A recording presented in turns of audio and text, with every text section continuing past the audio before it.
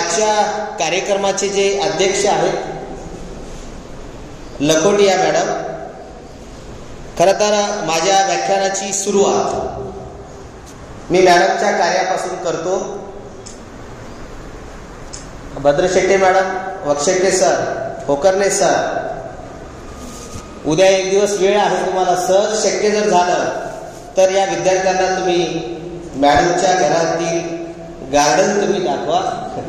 1,500 ते 2,000 झाडं मॅडमच्या घरामध्ये तुम्हाला पाहायला मिळतील.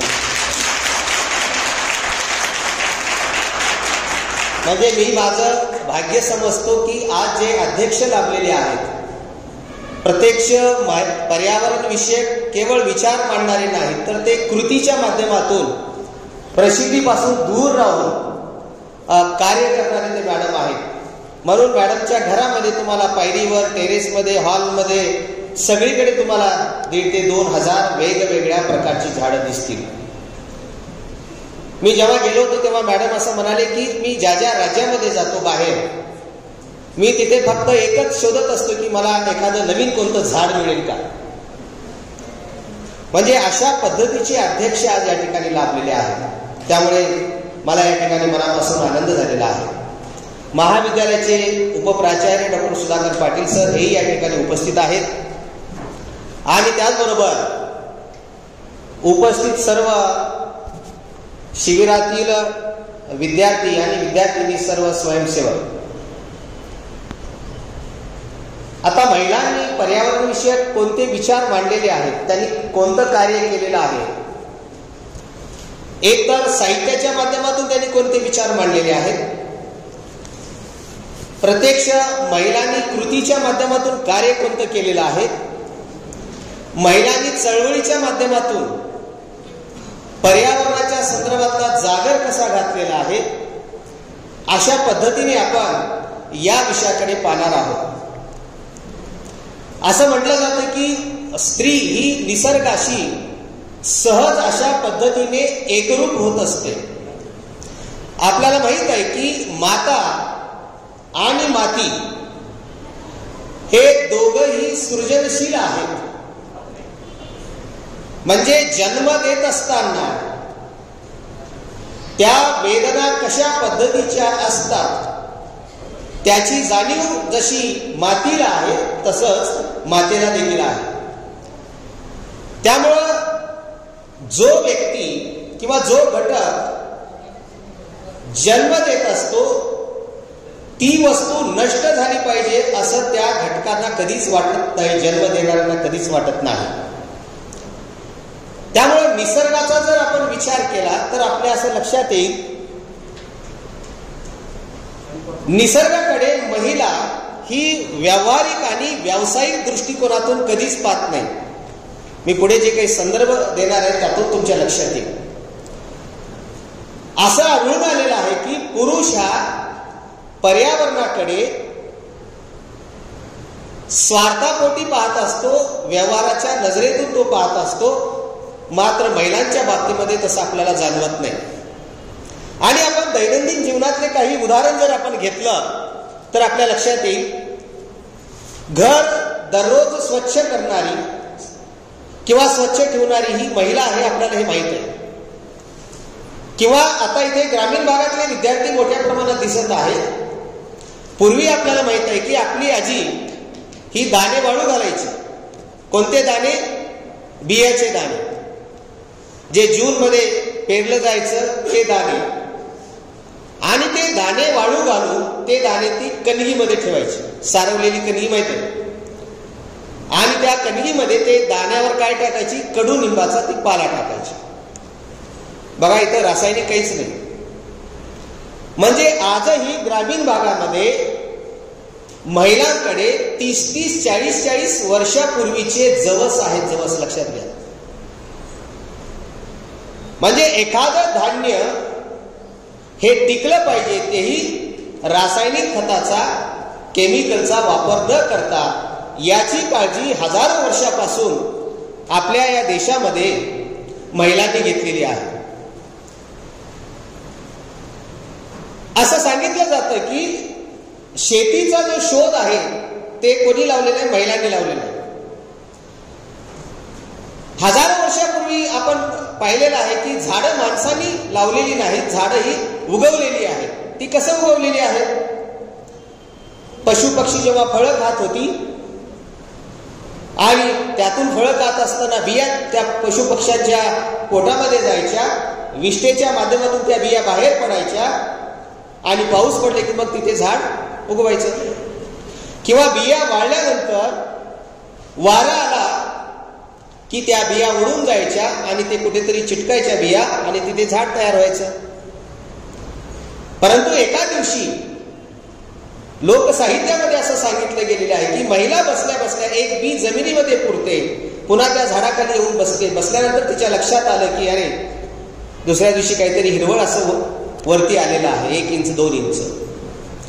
तेव्हा तिला वाटले की आपण या सगळ्या बिया हळूहळू आपण पेरल्या पाहिजेत. सुरुवातीला ट्रॅक्टर नव्हतं, नांगर नव्हतं, काहीच नव्हतं.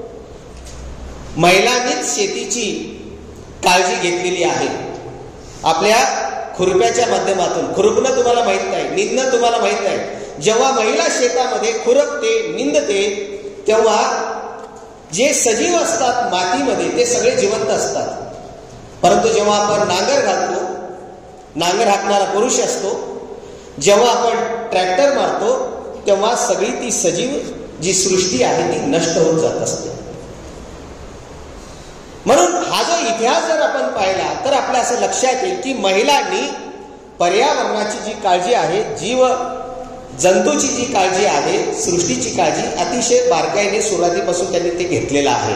कारण ती एक संवेदनशील अशा मनाने, भावनिकतेने या सर्व निसर्गाकडे ती महिला पाहत असताना आपल्याला दिसून येते. म्हणून मी या ठिकाणी हे विधान केलेलं होतं की पुरुष हा निसर्गाकडे, पर्यावरणाकडे व्यावसायिक व्यावहारिक दृष्टिकोनातून पाहतो आणि महिला ही संवेदनशील दृष्टिकोनातून जिव्हाळ्याच्या नात्याने, भावनिकतेने या पर्यावरणाकडे पाहत असताना आपल्याला दिसून येते. सुरुवात आपण लोकसाहित्यापासून करूया. लोकसाहित्य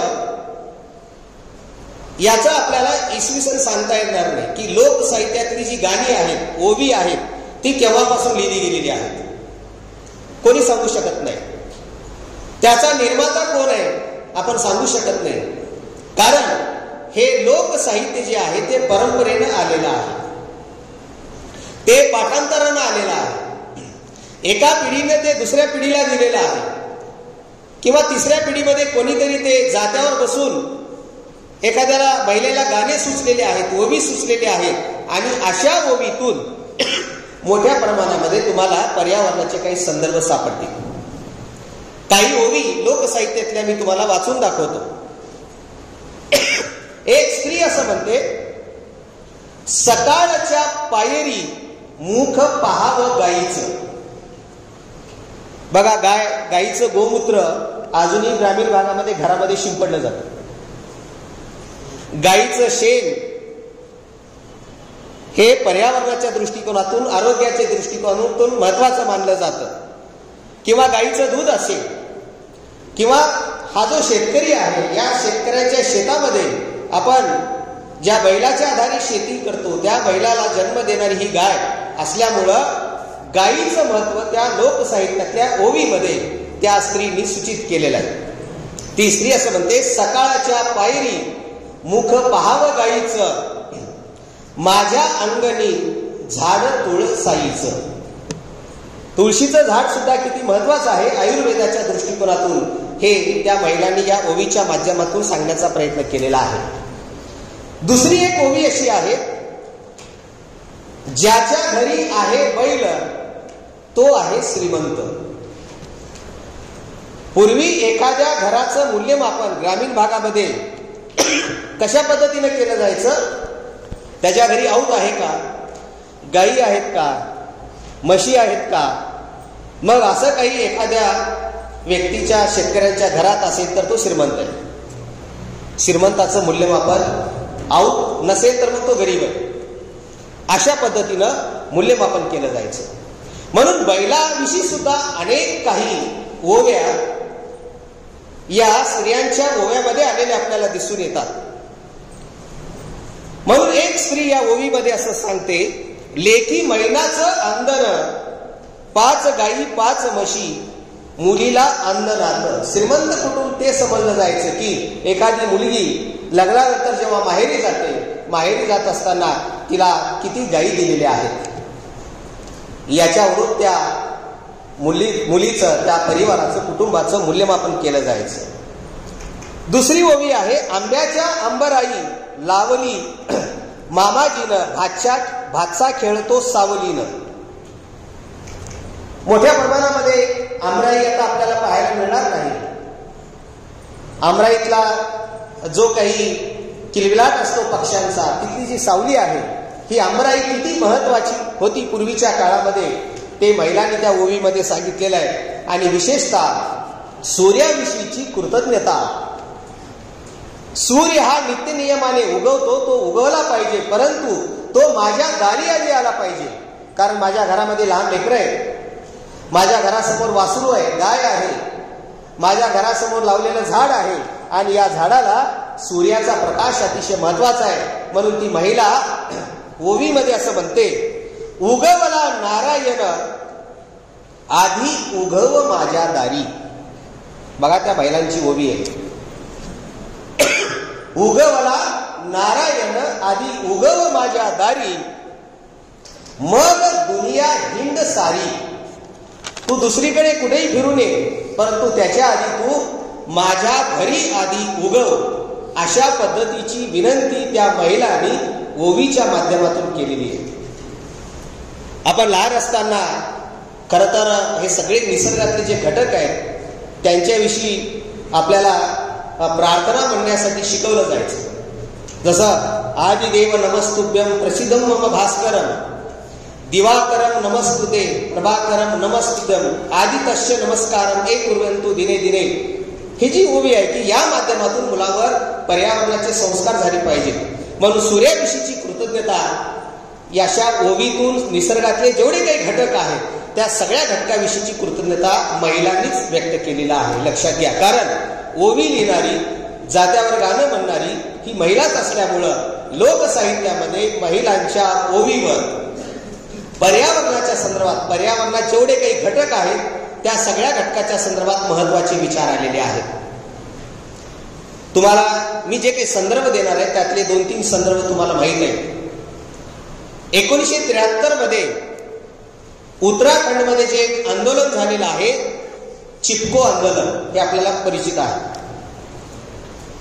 म्हणजे या आंदोलनामध्ये जवळपास अनेक महिला सहभागी झालेल्या होत्या. त्यामध्ये गोरादेवी, हिमादेवी असे त्यांचे नाव आहेत. गोरादेवी ही मुख्य महिला होती. म्हणजे एखादी जागा सरकारांना हवी होती क्रीडा साहित्य बनवण्यासाठी वगैरे, तेव्हा तिथे झाडं तोडली जात होती आणि सर्व या महिलांनी मिळून तिथे विरोध केलेला आहे. जवळपास 27 महिलांची नोंद आहे की ज्यांनी या झाडांना त्यांनी विरोध केलेला आहे. त्यांचं एक ब्रीद वाक्य होतं, ते हिंदीमध्ये आहे, पेड़ कटने नहीं देंगे, जान जाए पर वृक्ष न जाए. हे चिपको आंदोलनाचं ब्रीद वाक्य आहे. या सर्व स्त्रियांनी एकत्र येऊन झाडाला मिठी मारलेले आहेत. या चिपको आंदोलनामध्ये महिलांनी झाडं वाचली पाहिजे म्हणून जो संकल्प केलेला आहे, या महिलांनी जो साहस दाखवलेला आहे, या महिलांनी जे काही जिद्द दाखवलेला आहे किंवा या महिलांनी जो त्याग केलेला आहे त्याची निश्चितच इतिहासामध्ये नोंद झालेली आहे. आणि याच चिपको आंदोलनापासून प्रेरणा घेऊन कर्नाटकामध्ये एक आपिको आंदोलन उभं राहिलेलं आहे 10 वर्षानंतर 1983 साली. या आंदोलनाची प्रेरणा या चिपको आंदोलनामध्ये आहे. चिपको आंदोलन म्हणजे झाडाला चिटकून बसणे. तुम्ही मला तोडा, आम्हाला तोडा, पण या झाडाला मात्र तुम्ही हात लावू नका. बघा, ही महिलांची चळवळ आहे चिपको आंदोलन, ही पुरुषांची नाही. जरी सुंदरलाल नावाचे व्यक्ती त्यांनी या संदर्भात मार्गदर्शन केलेलं असलं तरी प्रत्यक्ष महिला या आंदोलनामध्ये समोर होत्या. म्हणून बेंगलोरमध्ये ती आंदोलन उभं राहिलेलं आहे. तिथे सुद्धा खूप झाडं महिलांनी वाचवलेली आहेत. सलग याच कर्नाटकमध्ये असलेल्या एका स्त्रीचं मी तुम्हाला उदाहरण देतो, जी ट्री मदर म्हणून ओळखली जाते, वृक्ष माता. मला वाटते ती अजून जिवंत आहे. थिम्मक्का, वय वर्षे 115.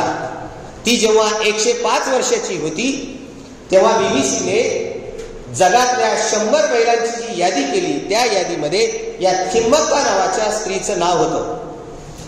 बघा, थिम्मक्का गरीब आहे, ती काही श्रीमंत नाही, ती निरक्षर आहे, ती मजुरी करणारी आहे.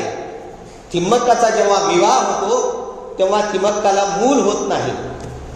आपल्याला मूल झालं नाही म्हणून थिम्मक्का नाराज झाली नाही. ती मजुरीला गेल्यानंतर दुपारी एका झाडाखाली बसून जेवण करत होती.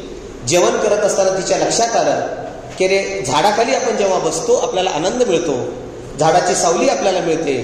झाड केवळ आपल्याला सावली देते असं नाही, पशुप्राण्यांना सावली देत असते.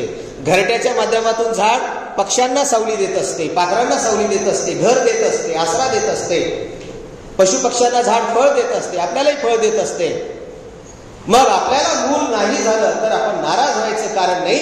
आपण उद्यापासून कामाला लागू, ही झाडच आपली मुलं आहेत असं समजून थिम्मक्का नावाची जी स्त्री आहे त्या स्त्रीने इतकं मोठं काम केलेलं आहे कर्नाटकामध्ये. जवळपास त्या स्त्रीनी 80 वर्षात 8000 वनांची झाडं या थिम्मक्कांनी लावलेली आहेत. आणि भारत सरकारनं, मला वाटते राष्ट्रपतीच्या हस्ते या थिम्मक्कांचा गौरव करण्यात आलेला आहे. एक अडाणी स्त्री आपल्याला म्हणता येणार नाही. ती स्त्री शाळेत गेली नसेल, ती निरक्षर असेल, पण ती शहाणी होती. तिला या निसर्गाचं महत्व माहीत होतं. म्हणून सातत्यानं ही सगळी झाडं या थिम्मक्कांनी लावली आणि जगवलेली आहेत. केवळ झाडं लावणं, फोटो काढणं हे काम थिम्मक्कांनी केलेलं नाही. झाडं लावून थिम्मक्का निघून गेल्या नाही. त्या झाडाला कीड लागू नये म्हणून थिम्मक्का काळजी घेत होती. झाडाला कुंपण करणं, झाडाला दोरी बांधणं, झाडाला लाकूड बांधणं, झाडाला पाणी टाकणं, हे सगळं काम थिम्मक्का स्वतः पुढाकार घेऊन करत होती. म्हणून मोठ्या प्रमाणामध्ये ही झाडं वाचलेली. दुसरे तुम्हाला आश्चर्य सांगतो थिम्मक्काचं. आपण म्हणतो की झाडं लावायचे, मग रोपटे कुठे आहेत, आपल्याला रोप कोण देणार आहे? थिम्मक्कांनी विचार केला. आजही खेडेगावामध्ये एखाद्याच्या घरी झाड असेल तर ती आई काय करत असते, एक छोटीशी फांदी तोडून देते, कट करून देते. ही फांदी लावून तुम्ही तुमच्या घरी जाऊन लावा, तिथं झाड उगवेल. म्हणून थिम्मक्कांनी कोणाच्या बिया घेतल्या नाहीत, कुठून रोपटे आणलेले नाहीत. आपण जी झाडं लावलेली आहेत त्याच झाडाच्या छोट्या छोट्या फांद्या तोडून थिम्मक्का जागोजागी झाडं लावत गेली. परदेशामध्ये सुद्धा थिम्मक्काचा विचार करण्यात आला. अशा पद्धतीने एखाद्या डोंगरावर सुद्धा अतिशय चांगल्या पद्धतीची हिरवळ आपल्याला फुलवता येते. याचं एक उत्कृष्ट उदाहरण म्हणून कर्नाटकमधल्या या वयोवृद्ध अशा थिम्मक्काचं आपल्याला देता येईल. भारतातच नाही तर जगातल्या अनेक महिलांनी या थिम्मक्काचा आदर्श घेतलेला आहे. आता मी तुम्हाला जसं 105-115 वर्ष असलेल्या महिलांचं उदाहरण दिलेलं आहे, तसंच मी तुम्हाला एक 16 वर्षाच्या मुलीचं उदाहरण देतो. ती मुलगी तुम्हाला माहित आहे, कोणाला सांगता येईल नाव? Greta Thunberg. अल्लापुरे सरांना माहित आहे. अतुल देऊळगावकर सरांनी ग्रेटाची हाक नावाचं पुस्तक लिहिलेलं आहे. विद्यार्थ्यांना तुम्हाला आश्चर्य वाटेल, वय वर्ष 11. 11व्या वर्षी बघा, 11व्या वर्षी ती मुलगी विचार करू लागली की सगळं जे प्रदूषण वाढत आहे, हे प्रदूषण हे आपल्या दृष्टिकोनातून घातक आहे. आणि ती घरातल्या कुटुंबातल्या लोकांचं तिचं बोलणं बंद झालं थोडं. ती विचार करू लागली. बघा, 11 वर्षाची मुलगी चिंता करीतो विश्वाची, चिंता करीतो पर्यावरणाची. पर्यावरणाचा तिला एक बीजध्यास लागलेला होता की असं का झालेलं आहे, या पृथ्वीचं वाळवंट का झालेलं आहे. एका कवीने असं म्हटलेलं आहे, कारण मी मुद्दाम पुरुषांचे किंवा कवीचे उदाहरण मी टाळतो, परंतु सहज ओघामध्ये त्या ओळी मला आठवतात. पूर्वीची माणसं जितकी खरी होती तितकाच पाऊस देखील खरा होता. पूर्वीची माणसं जितकी खरी होती तितकाच पाऊस देखील खरा होता. प्रत्येकाच्या हृदयामध्ये माणुसकीचा झरा होता. आताची माणसं खोटी झाली, पाऊस देखील खोटा झाला आणि 1 मिलीमीटर पाण्यासाठी 1000 नोटा तो मागू लागला. दीर्घ अशा पद्धतीची ती कविता आहे. म्हणून आज निसर्गाचं जे समतोल बिघडलेलं आहे ते समतोल आपल्या वागण्यामुळे बिघडलेला आहे. आज आपल्याला हिवाळ्यामध्ये थंडी वाजत नाही. आपण पाहतो सकाळी थंडी वाजते आणि दुपारी आपल्याला कडाक्याचं ऊन पाहायला मिळते. निसर्गातला हा सगळा समतोल बदललेला आहे. म्हणून ग्रेटा नावाची जी विद्यार्थिनी आहे स्वीडन मधली, ही विद्यार्थिनी 11व्या वर्षी विचार करायला लागते की हे सगळं प्रदूषण का वाढलेलं आहे इतकं, आणि हे सगळं कोणी केलेलं आहे. त्या विचार करण्यामध्ये ग्रेटाचं 10 किलो वजन कमी होते त्या मुलीचं. बघा, पर्यावरणाविषयी ती विचार करते, हे प्रदूषणाविषयी विचार करत असताना तिचं 10 किलो वजन कमी झालेलं आहे. आई वडिलांना असं वाटतं की हे वजन का कमी होत आहे ग्रेटाचं. मग हळूहळू कुटुंबामध्ये लक्षात येतं. पुन्हा 16व्या वर्षी ग्रेटाने एक आंदोलन उभं केलेलं होतं. तिथल्या स्वीडनच्या संसदेसमोर ती उपोषणाला बसली 1 दिवस आणि सगळ्या मुलींना, युरोपमधल्या जगातल्या सगळ्या मुलींना ते ग्रेटाने आवाहन केलेलं होतं की आपल्याला भविष्यामध्ये जर चांगलं जगायचं असेल, निरोगी बनायचं असेल, सुंदर जगायचं असेल तर आपण सगळ्यांनी या आंदोलनामध्ये सहभाग झाला पाहिजे. म्हणून त्यांनी एक आवाहन केलेलं होतं आणि भविष्यासाठी शुक्रवार,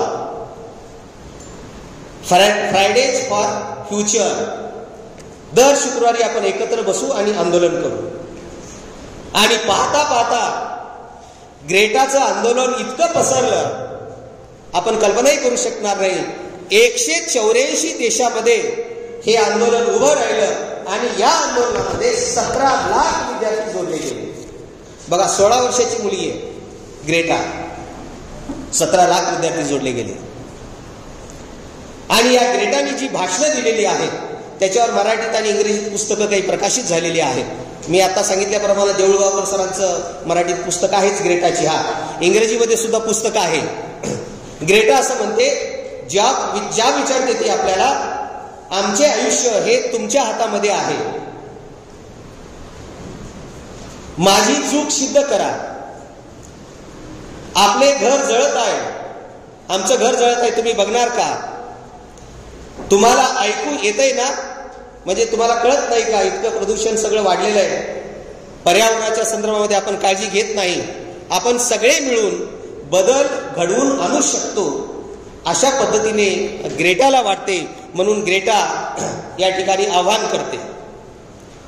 पुढे ग्रेटा काय म्हणते पहा, की तुम्ही आमचं बालपण हिरावून घेत आहोत, आम्ही शाळेला जाणार नाही. तिचं असं म्हणणं आहे की अनेक लोक कशासाठी भांडतात, सिमेंटचा रस्ता झाला पाहिजे, नाली झाली पाहिजे. खरं तर आम्ही ज्या परिसरामध्ये राहतो, मी हल्ला परिसर, त्या परिसरामध्ये झाडच नाही, कोणत्याच कॉलनीमध्ये झाडं नाही. कुठं तरी तुम्हाला एक झाड पाहायला मिळेल फक्त.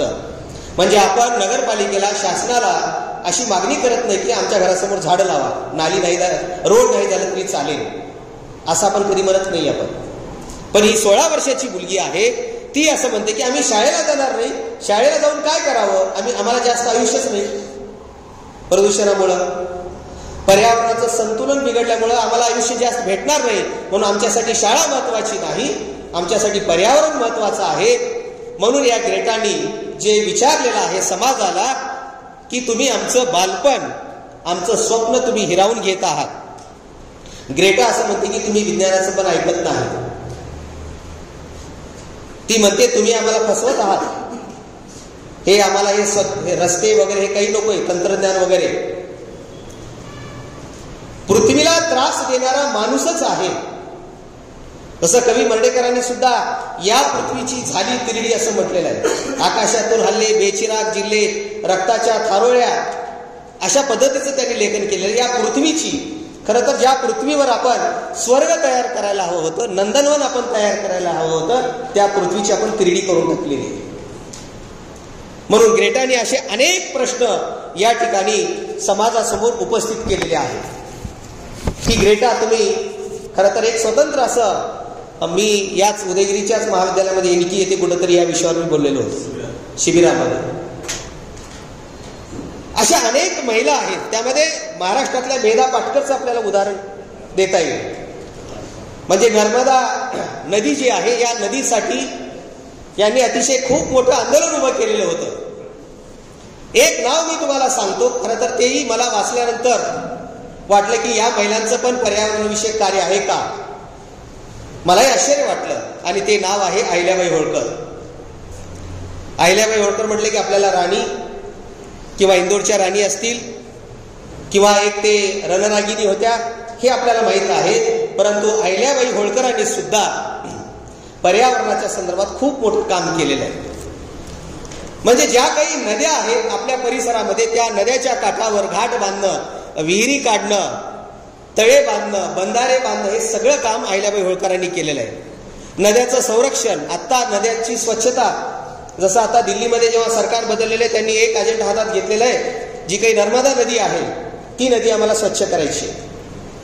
परंतु हे काम अहिल्याबाई होळकरांनी 18व्या शतकामध्ये केलेलं आहे. ज्या काही नद्या आहेत त्या नद्या स्वच्छ झाल्या पाहिजेत. नद्यामध्ये संपूर्ण पाणी उपसा आपल्याला करता येणार नाही, नद्यात थोडं तरी पाणी असलं पाहिजे, कारण त्या नद्यामध्ये सुद्धा सजीव असतात, ते जगले पाहिजेत, असं अहिल्याबाई होळकरांना वाटत होतं. मंदिराचं बांधकाम करण्यासाठी सुद्धा अहिल्याबाई होळकरांनी कुठलं साहित्य तोडून आणलेलं नाही.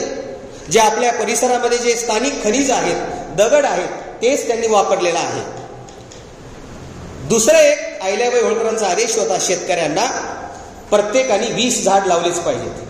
11 झाडाचे पैसे सरकार देईल, 9 झाडं तुम्हाला लावायची. बघा, 200-250 वर्षापूर्वी अहिल्याबाई होळकरांनी हे काम केलेलं आहे. 20 झाडं प्रत्येकाने लावली पाहिजे. 11 झाडासाठी पैसे आम्ही देऊ, 9 झाडं मात्र तुम्हाला लावायचे आहेत. तिसरं, जे पशु प्राणी आहेत, गाय, म्हैस, घोडा असेल, शेळ्या असतील, मेंढरं असतील, याच्यासाठी जमीन राखीव ठेवलीच पाहिजे, ज्याला आपण पडीक जमीन असं म्हणतो. पूर्वी खेडेगावामध्ये सर खूप असे पडीक जमीन होते. पावसाळा आला की जनावरं त्या पडीक जमिनीमध्ये आपण चारण्यासाठी सोडत होतो. परंतु आज आपण भौतिक सुविधेसाठी, पैशासाठी, हव्यासापोटी आपण हे सगळे पडीक जमीन आपण ट्रॅक्टरने हाणून, तिथं दगडं असली तरी आपण काळी माती विकत घेऊन तिथे टाकून आपण शेती करत आहोत. परंतु अहिल्याबाई होळकरांचा सक्त सगळ्या शेतकऱ्यांना आदेश होता की जनावरांसाठी तुम्ही पडीक जागा ही सोडलीच पाहिजे चरण्यासाठी. दुसरा एक मी अहिल्याबाई होळकरांच्या संदर्भातला वाचला, हे तर कोणी करू शकणार नाही, शक्यच नाही. पक्षासाठी अहिल्याबाई होळकरांनी काही शेतातली पिकं विकत घेतलेली होती, कुरणी विकत घेतलेली होती. हे वाचून मला आश्चर्य वाटलं. आपण शेतकऱ्यांची मुलं आहोत, आपण पक्षी आपल्या कणसावर बसली की आपण काय करतो, पिपं वाजवतो, म्युझिक लावतो, गाणं लावतो, आपण आरडाओरड करत असतो, पक्षाला हाकलून देत असतो आपण.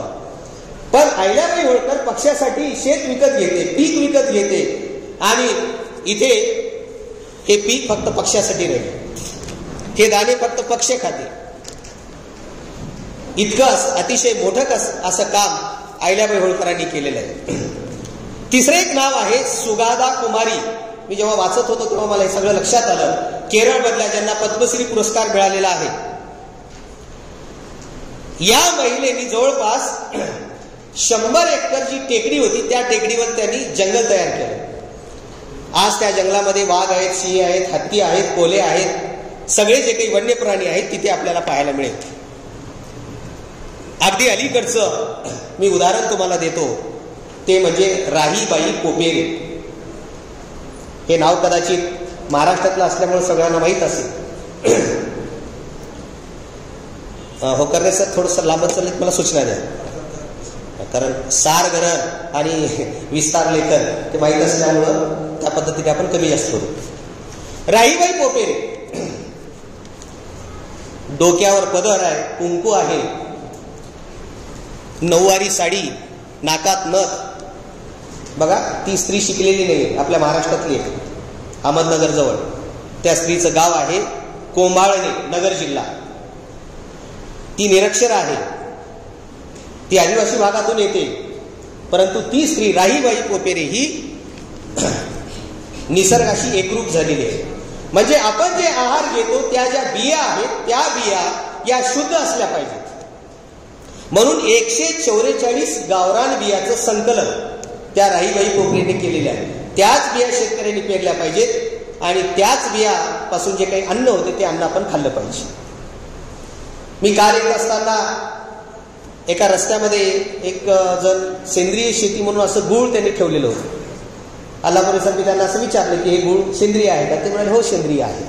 मग मी त्यांना पुढचा प्रश्न विचारला, म्हणजे सेंद्रिय म्हणजे कसं आहे?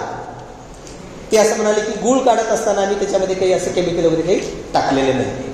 मग मी त्यांना तिसरा प्रश्न विचारला, मग उसाला खत टाकलात का? ते म्हणाले हो खत आम्ही टाकलो उसाला. मग हे 100% सेंद्रिय नाही. राहीबाई पोपेरे त्यांनी सेंद्रिय बियाचं एक बँक तयार केलं, त्यातून महिला बचत गटाची स्थापना केली आणि आता 3,500 महिला या महिला बचत गटाच्या माध्यमातून काम करत असतात. सगळ्या बिया त्या राहीबाई पोपेरेकडे उपलब्ध आहेत आणि ते आपल्या घरामध्ये त्यांनी वाढवलं. घराची जागा कमी पडत असल्यामुळे शेजारची जागा त्यांनी घेतली. आजही बिया अहमदनगर जिल्ह्यामध्ये जर आपण गेलात, जसं आपण पोपटराव पवारांचं गाव पाहायला जातो, हिवरे बाजार, अण्णा हजारेचं गाव आपण पाहायला जातो, तसं या राहीबाई पोपेरे या महिलांनी पर्यावरणाविषयी आपल्याला बिया शुद्ध मिळाल्या पाहिजेत. आता तर आपण कल्पनाच करू शकत नाही. मी पेरत असताना एका शेतामध्ये उदगीरच्या जवळ गेलो होतो. गेल्यानंतर ते सकाळी पेरण्याच्या पूर्वी बिया त्यांनी खाली अंतरल्या बिया आणि बियामध्ये 2 बॉटल टाकत होत्या केमिकलच्या. मला तर आश्चर्यच वाटलं. मी बोल हे कशासाठी? ते म्हणाले की बिया पेरल्यानंतर जमिनीत त्या बियाला किडे खाऊ नये, पीक चांगल्या पद्धतीने वर आलं पाहिजे म्हणून बियामध्ये. आणि हे औषध तुम्हाला माहित आहे का सर? 2000चं औषध आहे हे बॉटल. म्हणून त्या बियामध्ये सगळं त्यांनी औषध मिक्स करत होते. म्हणून राहीबाई पोपेरेंचा आपण आभार मानलं पाहिजे. त्यांनी हे आंदोलन उभं केलेलं आहे की बिया ज्या आहेत शेतातल्या बिया, त्या बिया अतिशय महत्वाच्या आहेत. 4 दाणे आपण जेव्हा जमिनीमध्ये टाकतो तेव्हा 400 दाण्यामध्ये त्याचं रूपांतर होत असतं आणि त्याच धान्यापासून आपण आहार घेत असतो. हे आहार शुद्ध असलं पाहिजे. म्हणून गावरान बियाची बँक राहीबाई पोपेरेंनी तयार केलेलं आहे. राहीबाई पोपेरेचं तुम्ही भाषण आहे का? तिच्याकडे अनेक, ती म्हणते की आपल्या देशामध्ये अनेक रानभाज्या आहेत, त्या रानभाज्या आपल्याला माहितच नाही. त्या संदर्भात सुद्धा राहीबाई पोपेरे मार्गदर्शन करत असतात. एक विधान कोटेशन मी राहीबाई पोपेरे यांचं सांगतो. त्या असं म्हणतात की पैशाच्या बँका बंद झाल्या तरी चालतील. राहीबाई पोपेरे असं लिहितात, म्हणजे म्हणतात, त्यांना लिहिता वाचता येत नाही, कोणीतरी ते लिहून ठेवलेलं आहे. पैशाच्या बँका बंद झाल्या तरी चालतील, देशी बियाच्या बँका जपा. बाजारात पैसे देऊन विष विकत घेण्यापेक्षा, बाजारात पैसे देऊन विष विकत घेण्यापेक्षा घरासमोर सेंद्रिय परसबाग तयार करून भाजीपाला घ्या. राहीबाई पोपेरेंचे हे विधान आहे. म्हणून mother of seed Raghunath Mashelkar यांनी राहीबाई पोपेरे यांना बीज माता असं म्हटलेलं. बीज माता इतकं काम या राहीबाई पोपेरेचं असलेलं आपल्याला दिसून येते. अनेकांनी आपल्या कवितेच्या माध्यमातून खरं तर पर्यावरणाचं प्रबोधन त्यांनी केलेलं आहे. अंजली कुलकर्णी नावाच्या एक कवयित्री आहे. रंग मजेचे रंग उद्याचे नावाची ती कविता आहे आणि त्या कवितेमध्ये त्यांनी पर्यावरणाचे खूप संदर्भ दिलेले आहेत. धान्य देईना संगणक ही काळी आई जगू. रक्त आपल्याला विकत घेता येत नाही. संगणक कम्प्युटर आपल्याला काही धान्य शुद्ध आहार देऊ शकत नाही. धान्य देईना संगणक ही काळी आई आपण जगू. मातीमधले जे हात राबती तयास देऊ पुष्टी. जे शुद्ध अशा पर्यावरणाच्या संदर्भामध्ये जी लोक काम करत असतात, शेतामध्ये काम करत असतात, त्यांना आपण जास्त महत्व दिलं पाहिजे. त्यांच्यासाठी आपण जास्त निधी दिलं पाहिजे. त्यांना वेगवेगळ्या आपण सुविधा दिल्या पाहिजे. कारण आज आपला हा शेतकरी जो पर्यावरणासंदर्भात खूप काम करत होता त्याच्याकडे आपलं पूर्ण दुर्लक्ष झालेलं आहे. एका कवीने असं म्हटलेलं आहे, राब राब राबून ज्यांनी मातीतून भाकरी उपसल्या, राब राब राबून ज्यांनी मातीतून भाकरी उपसल्या, सांगा त्यांच्या काळजाच्या भेगा कोणी कोणी तपासल्या. पर्यावरणाच्या संदर्भात काम करणारा हा शेतकरी आज आपल्याकडून दुर्लक्ष होत आहे. म्हणून मातीसाठी जे काम करत असतात, जसं इंद्रजित भालेरावांनी सुद्धा म्हटलेलं आहे, जरी महिलाविषयक कार्य असलं तरी मी एक उदाहरण देतो. मातीसाठी रे मरावं, मातीसाठी रे लढावं, बेटा माती लई थोर, त्याला कसंही सरावं. मी सुरुवातीला जो संदर्भ दिलेला होता, माता आणि माती हे दोघेही सृजनशील आहे, दोघेही जन्म देत असतात. म्हणून अंजली कुलकर्णी यांनी असं म्हटलेलं आहे, उधळून फेकू बिया डोंगरी, रुसतील देशी झाडे.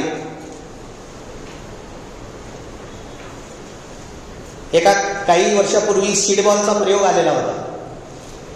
म्हणजे शेण हे ते मातीनं सीडबॉल तयार करायचं, मध्ये बिया टाकायच्या आणि पिशवीत ठेवायचं आणि कुठेही टाकून टाकायचं. रेल्वेतून जात असताना खिडकीतून त्या बिया टाकून टाकायच्या आपण, सीडबॉल, ज्यातून जास्त झाडं त्या ठिकाणी निर्माण होतील आणि पावसाळ्यामध्ये ते चिटतील. अंजली कुलकर्णी यांच्याप्रमाणेच कल्पना दुधाळ नावाची एक कवयित्री आहेत. त्यांच्या कवितेचं शीर्षकच आहे, शिजर कर म्हणते माती. आता मातीत सुद्धा सहज टाकलं तर काही उगवत नाही. हा संदर्भ त्या महिलांच्या बाळंतपणाशी कल्पना दुधाळ नावाच्या कवयित्रींनी जोडलेलं आहे. म्हणजे या मातीचं आपण काय करत आहोत, शिजर करत आहोत. त्यामुळं चांगल्या पद्धतीचा आहार आपल्याला मिळत नाही. त्या कल्पना दुधाळने सुद्धा अतिशय चांगली अशी कविता लिहिलेली आहे. वेळ कमी असल्यामुळे मी विस्तारानं तो संदर्भ या ठिकाणी दिलेला नाही. युरिया खत नाही तर माती अडून बसली, शिजर कर म्हणते मी काय करू. अप्रतिम अशी पर्यावरणावरची कविता कल्पना दुधाळ यांची आहे. दुसरं एक उदाहरण देतो मी जागतिक लेवलवरचं, ते म्हणजे वंगारी मथाई या महिलेचं. ती आफ्रिकन महिला आहे. पूर्ण ग्रीन बेल्ट या महिलांनी तयार केलेलं आहे. म्हणजे आपल्या घरासमोरची झाडं ही तोडली गेलेली आहेत आणि ती झाडं आपण लावली पाहिजेत असं या महिलेला वाटलं. आणि ही महिला सरकारला प्रश्न विचारत होती. वंगारी मथाई यांना अनेक लोकांनी मारहाण केलेला आहे. वंगारी मथाई अनेकदा जेलमध्ये गेली. पर्यावरणाच्या संदर्भामध्ये काम करत असताना, निसर्गासाठी काम करत असताना ही महिला अनेकदा जेलमध्ये गेलेली आहे. आणि 3 वर्षामध्ये एखादी महिला 3 कोटी झाडं लावू शकते याची आपण कल्पना सुद्धा करू शकत नाही. म्हणून वंगारी मथाई याचा सुद्धा जो संदर्भ आहे, ही महिला सुद्धा आपण खऱ्या अर्थाने समजून घेतलं पाहिजे. राजस्थानमध्ये अजून एक महिला होऊन गेलेली आहे 18व्या शतकामध्ये. याचा संदर्भ या ठिकाणी देणं मला अतिशय गरजेचं वाटतं. आणि ती महिला आहे अमृता देवी नावाची महिला, जोधपूर राजस्थान. अवैसिय नावाच्या एका राजांना राजवाडा बांधायचा होता आणि तो राजवाडा बांधण्यासाठी त्यांना जास्त चुन्याची गरज होती. आणि तो चुन्ना जाळण्यासाठी तिथे खेजडीचे झाडं, ज्याला शमी वृक्ष आपण म्हणतो, ती झाडं तोडणं गरजेचं होतं. चुन्ना गरम करण्यासाठी झाडाची आवश्यकता होती. म्हणून त्या राजाची जी माणसं आहेत, सेवक आहेत, नोकरदार आहेत, ती ते झाडं तोडायला आली. तेव्हा अमृता देवी यांनी हे झाडं तोडण्यास त्यांनी मनाई दिली. झाड जरी आपल्या शेतात असलं तरी तो झाड आपल्याला तोडण्याचा अधिकार नाही. जसं एका संतांनी असं म्हटलेलं आहे, घर जरी माणसाचं असलं तरी त्या घरामध्ये केवळ माणसं राहत नाही, तर त्या घरामध्ये पाणी सुद्धा राहत असतात. त्या घरामध्ये छपराचं घर असेल तर साप राहत असतात. या सगळ्यांनाच जगण्याचा अधिकार आहे. या सर्व मुक्या अशा सजीवांना जगण्याचा अधिकार आहे. म्हणून अमृता देवी नावाच्या या स्त्रीने 18व्या शतकामध्ये अतिशय क्रांतिकारी अशा पद्धतीचं कार्य त्यांनी केलेलं आहे. आणि झाडाला वाचवण्यासाठी एखाद्या स्त्रीचं मृत्यू होतो, एखाद्या स्त्रीला मारलं जातं, एवढंच नाही तर त्या महिलांच्या 3 मुली सुद्धा मारल्या जातात. 3 मुलीच नाही तर 363 महिला पर्यावरणाच्या संदर्भामध्ये काम करत असताना मारल्या गेलेल्या आहेत. अशा या अमृता देवी विषयीची कृतज्ञता आपण आजच्या दिवशी व्यक्त केली पाहिजे. याच्यापेक्षा मोठं काम काय असू शकते? म्हणजे झाडं लावून फोटो काढणं, पेपरला बातमी देणं, असं जे काम ज्या काळामध्ये चालू आहे, तेव्हा आपण जेव्हा मागचा काळ आपण जेव्हा आठवतो, मागचा काळ आठवल्यानंतर आपल्या लक्षात येईल की या अमृता देवींनी अतिशय डोंगरा एवढं असं काम या ठिकाणी करून ठेवलेलं आहे. म्हणजे आपल्यासाठी राजवाडा महत्वाचा नाही, आपल्यासाठी ही कॉन्क्रीटची इमारत महत्वाची नाही, तर आपल्यासाठी पर्यावरण महत्वाचं आहे, आपल्यासाठी झाडं महत्वाची आहेत. म्हणून राजस्थानमध्ये 18व्या शतकामध्ये अमृता देवी यांनी डोंगरा एवढं काम त्यांनी केलेलं आहे. आपण नवीन झाडं लावत नाही, परंतु जी झाडं आहेत ती तरी आपण तोडू नये, यासाठी या अमृता देवींनी जो संघर्ष केलेला आहे तो इतिहास आपल्याला विसरता येणार नाही. म्हणजे झाडाला आलिंगन दिल्यानंतर राजस्थान मधल्या जोधपूर गावातल्या या अभयसिंह नावाचा जो राजा आहे, या राजाची माणसं त्या अमृता देवीचा शिरच्छेद करतात. ती म्हणते की झाडाला कापायचं असेल तर आधी मला पहिलं कापा तुम्ही. म्हणून ती झाडाला मिठी मारते, आलिंगन देते. हे सुद्धा आंदोलन महाराष्ट्रातल्या उत्तराखंड मधल्या चिपको आंदोलनासारखं आहे. इथे सुद्धा महिलांचा मोठ्या प्रमाणात पुढाकार राहिलेला आहे. म्हणून 363 महिला बघा झाडं वाचवण्यासाठी स्वतःच्या जीवाची पर्वा करत नाही. मृत्यू आपल्या डोळ्यासमोर दिसत आहे. आपल्याला माहित आहे की जेव्हा मृत्यू आपल्या डोळ्यासमोर दिसतो, तिथून पळून जाण्याची आपल्याला संधी जेव्हा असते तेव्हा आपण पळून जात असतो. मला माहित आहे की इथून मी जर नाही गेलो तर मी मरणार आहे, तेव्हा मी काय करेन, सुरक्षिततेसाठी मी तिथून पळून जाईन, निघून जाईन. राजस्थानमध्ये काम करणाऱ्या अमृता देवी नावाची जी महिला आहे, निसर्ग वाचवण्यासाठी काम करणारी ही जी महिला आहे, या महिलेला मृत्यू डोळ्यासमोर दिसत होता. आपण झाडाला आलिंगन मारलेलं आहे. हे लोक आपल्याला आधी कापणार आहेत, हे तर झाडं कापणारच आहेत, हे सोडणार नाहीत, हे या अमृता देवी नावाच्या महिलेला माहित होतं. आणि असं असताना सुद्धा 18व्या शतकामध्ये अमृता देवींनी झाडाला आलिंगन दिलं आणि त्या अमृता देवीचा त्या राजाच्या माणसाने शिरच्छेद केला. पहिलं त्यांनी त्या महिलेला कापून टाकलं आणि 3 मुलींना कापलं आणि 363 महिला अमृता देवी यांच्या पाठीमागं उभं राहिल्या. या सगळ्यांनी झाडाला आलिंगन दिलं आणि या सगळ्या महिलांना आपलं प्राण गमावं लागलं. अशा या क्रांतिकारी महिला ज्यांनी पर्यावरणाच्या संदर्भामध्ये अतिशय महत्वाचं काम त्यांनी केलेलं आहे. डॉक्टर जेन गुडाल या लंडनच्या महिला आहेत. यांनी चिंपांझीच्या संदर्भामध्ये खूप महत्वाचं असं संशोधन त्यांनी केलेलं आहे. वसुधा चक्रवर्ती या बेंगलोरच्या महिला आहेत. या महिलांनी सुद्धा सगळं ऐश्वर्य घरामध्ये श्रीमंती असलेलं त्याला लाथ मारून ही वसुधा चक्रवर्ती नावाची महिला एका जंगलामध्ये जाऊन राहते. 187 वर्ष पूर्वीची जी झोपडी आहे जंगलामध्ये, त्या जंगलामध्ये जाऊन ती स्त्री राहते. कशासाठी? तर या पशु प्राण्यांना समजून घेण्यासाठी. मला प्राण्यांची भाषा समजून घ्यायची आहे, मला प्राण्यांचं जगणं समजून घ्यायचं आहे आणि या सगळ्या पशु प्राण्यांचं मन मला समजून घ्यायचं आहे, असा विचार करून वसुधा चक्रवर्ती ही बेंगलोरची महिला आहे. ही महिला सगळं ऐश्वर, सगळं घर, शहरातलं सगळं काही सोडून ती जंगलामध्ये जाऊन फोटोग्राफी करते. तिथे जाऊन वेगवेगळ्या पशुप्राण्यांचे फोटो काढते, त्यांच्या हालचालीवर ती फोटो काढते, त्याच्या भावनेवर ती फोटो काढते. म्हणून या वसुधा चक्रवर्तीचं स्मरण देखील आपण या महिला दिनाच्या माध्यमातून केलं पाहिजे. परिणिती दांडेकर ज्यांनी भारतीय नद्यांचं संरक्षण खूप मोठ्या प्रमाणामध्ये केलेलं आहे. नदी पात्रामध्ये, नदीच्या काठावर बांधकाम होता कामा नये, हे पर्यावरणाच्या दृष्टीने घातक आहे, असा अहवाल त्यांनी विस्ताराने तयार केलेला होता परिणिती दांडेकरांनी. त्यानंतर डॉक्टर विद्या अत्रे, आता सध्या आपल्या 2-4 महिन्यापूर्वी जो प्रश्न होता बिबट्याचा,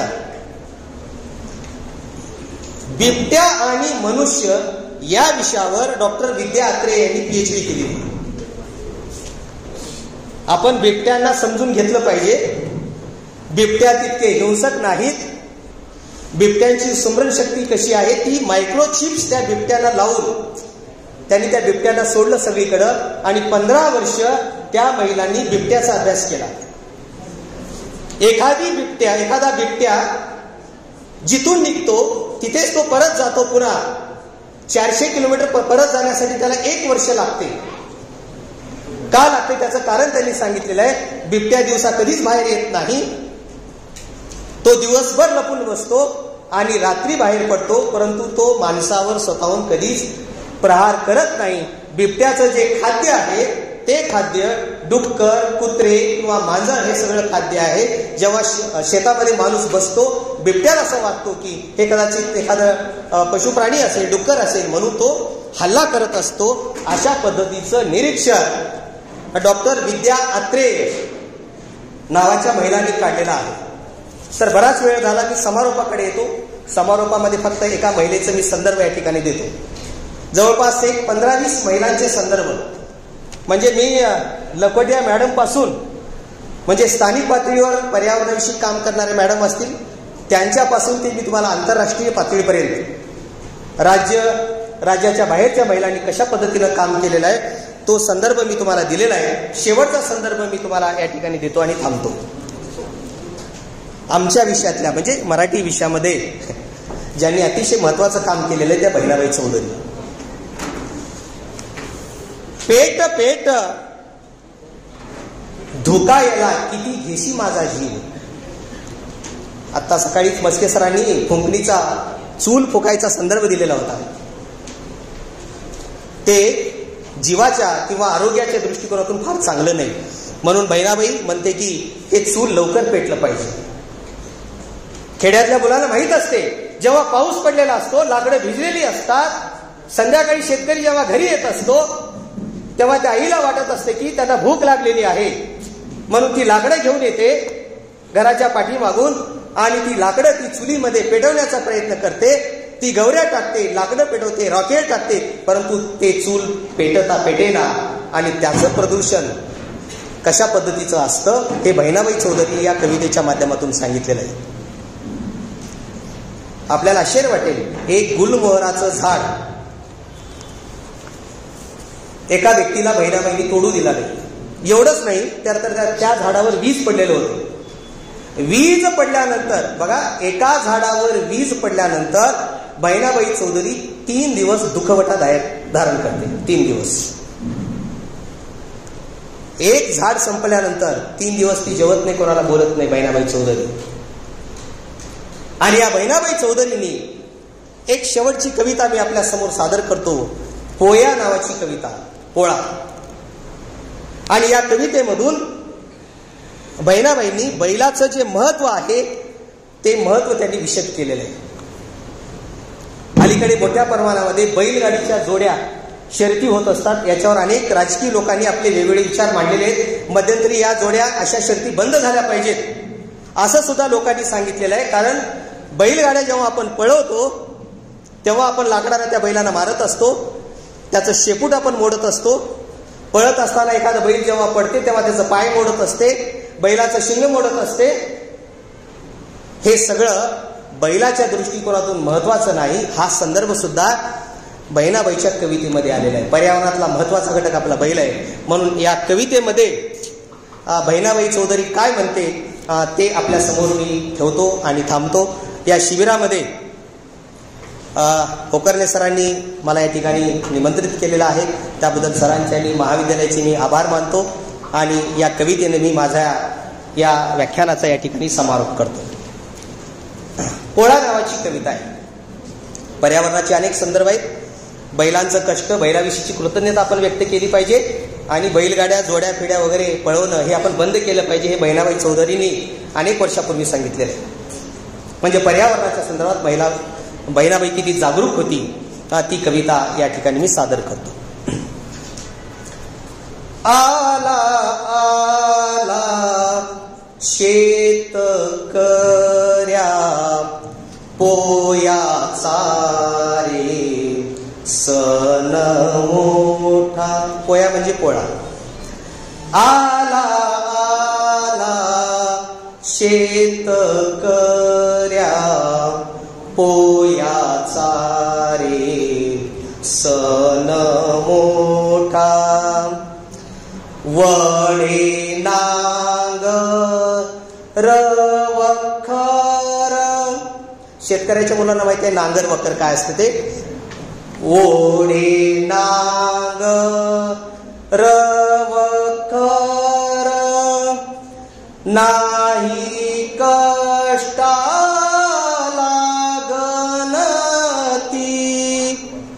पीक शेत कर्या हाती त्याच्या जीवा वर शेती.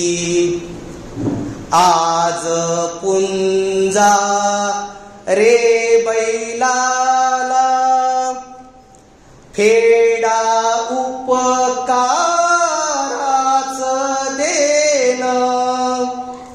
आज पुंजा रे बैलाला फेडा उपकाराच देन. बैला खरा तुझा सण, बैला खरा तुझा सण.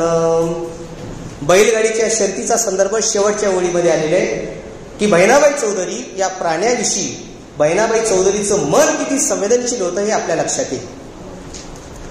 नका हेंडा लू बैलाला, नका हेंडा लू बैलाला.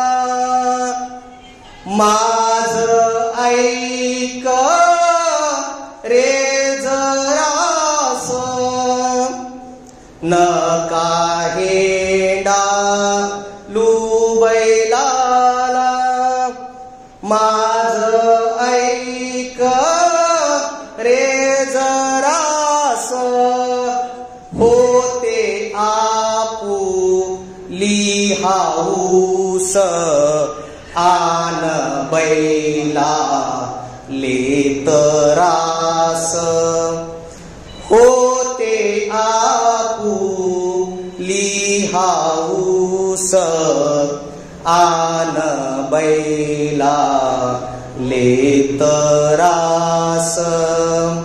आला आला शेतकऱ्या पोयाचा रे सण मोठा, पोयाचा रे सण मोठा. धन्यवाद.